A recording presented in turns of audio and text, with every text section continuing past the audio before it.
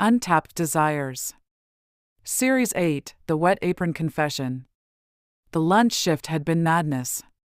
Amanda was tired, worn out and a bit clumsy, but before we continue with the story, comment where in the world you are watching from.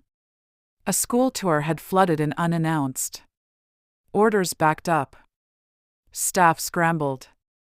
And somehow Amanda ended up with an entire jug of deep burgundy house wine spilled across her chest. "Take that off before it stains your skin," Mario said, tossing her a clean apron. She looked down. Her apron was soaked, deep burgundy wine had bled through the fabric like bruises spreading across pale skin. But worse, far worse, was what lay beneath. Her t-shirt, clinging like a second skin, had become a window. Not transparent, but revealing. Every curve, every swell, every quiet truth her body had kept hidden for years now whispered its presence through wet cotton. She could feel her nipples peek beneath the damp fabric. Not from arousal, not yet, but from shock. Exposure. Vulnerability. Her hands trembled slightly as they touched the edge of the apron. Amanda's eyes darted upward. "I'll go change in the back," she said quickly, voice tight. But Mario stepped forward. Silent. Solid. His frame blocked the path.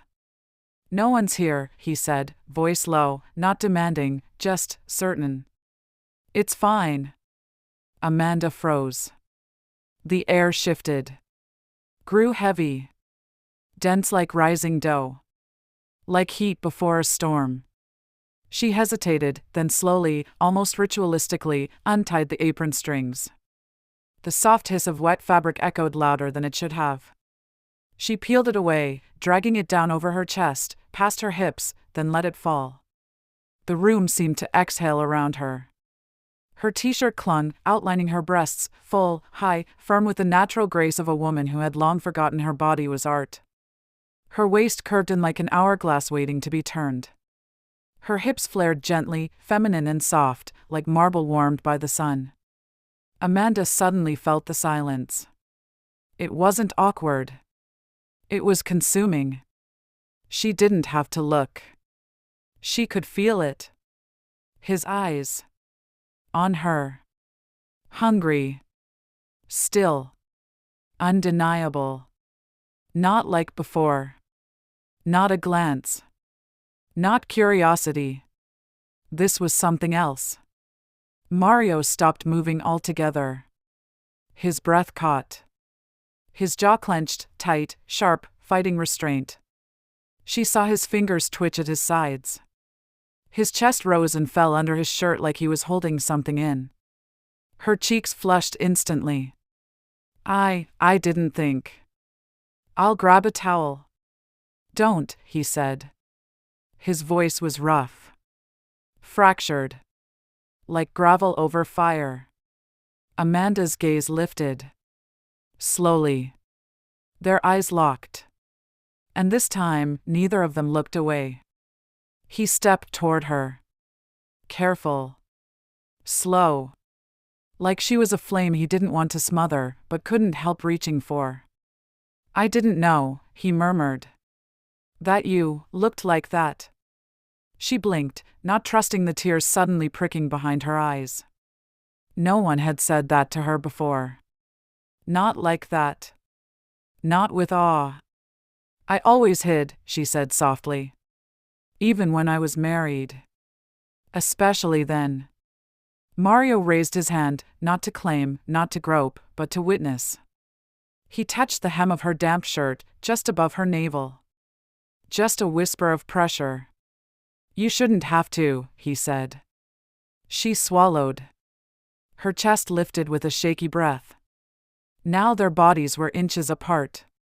Heat radiated between them. Then, without words, without hesitation, he pulled her into him. His arms wrapped around her waist. Her wet shirt stuck to both of them now. His hands slid down her sides, over her hips. Slow. Measured. Like memorizing a language he never thought he'd get to speak. His mouth met hers. The kiss was nothing like the others. It was raw. It was a surrender. Wet. Messy. Real. Amanda moaned softly, a sound that rose from somewhere long buried. Her hands clutched his collar, pulling him closer, as if closer could erase the years she'd gone untouched. His palms slipped under her shirt, and this time, nothing stopped him. No fear. No apology. No retreat. His hands were warm, his touch reverent, exploring the gentle rise of her waist, the delicate dip of her ribcage, the soft curve beneath the fullness of her breast. He wasn't groping. He was learning her. Tracing her like a map he'd longed to understand, with the careful awe of someone discovering not just skin, but her. Amanda gasped. Not because of the boldness, but because of what it unlocked inside her. A rush. A spark. A memory of being wanted, not in theory, but here, now, in this sacred, silent, sensual moment. He stilled. Immediately. As if the gasp had summoned restraint back into his body. He froze, not in fear, but in respect. His forehead rested gently against hers. Their breath mingled, one beat, two. He let her decide.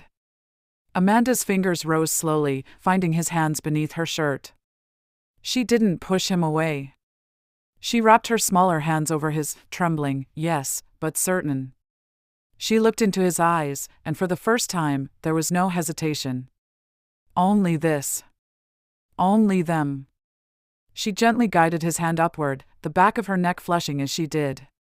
Her heart beat so loudly she thought he must have heard it. But he didn't ask questions.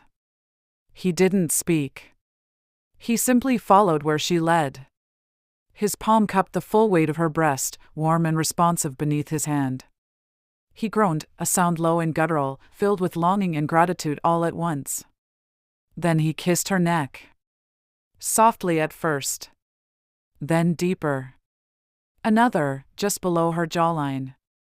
Another, just above her collarbone. His lips were like fire against her skin.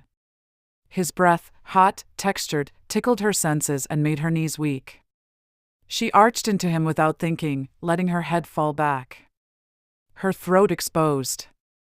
Her body surrendering. The scent of him overwhelmed her. Bread. Fire. Earth. Masculine. Familiar. And yet, impossibly new. She trembled, not from cold, but from the power of being seen. Of being touched with care and held with reverence. I want you, he said, voice breaking against her skin. The words weren't rushed. They weren't forced. They were truth, raw, full of held-back desire and a hint of disbelief that this moment was finally real. Amanda pulled back just enough to see his face. His eyes, dark and wide, searched hers. And in that glance, there were no more questions left to ask. And I want to be seen, she whispered. She wasn't talking about the body anymore. And he knew it. Because he didn't just pull her closer. He held her, like she was finally real. Don't forget to subscribe, like, follow, and share this channel.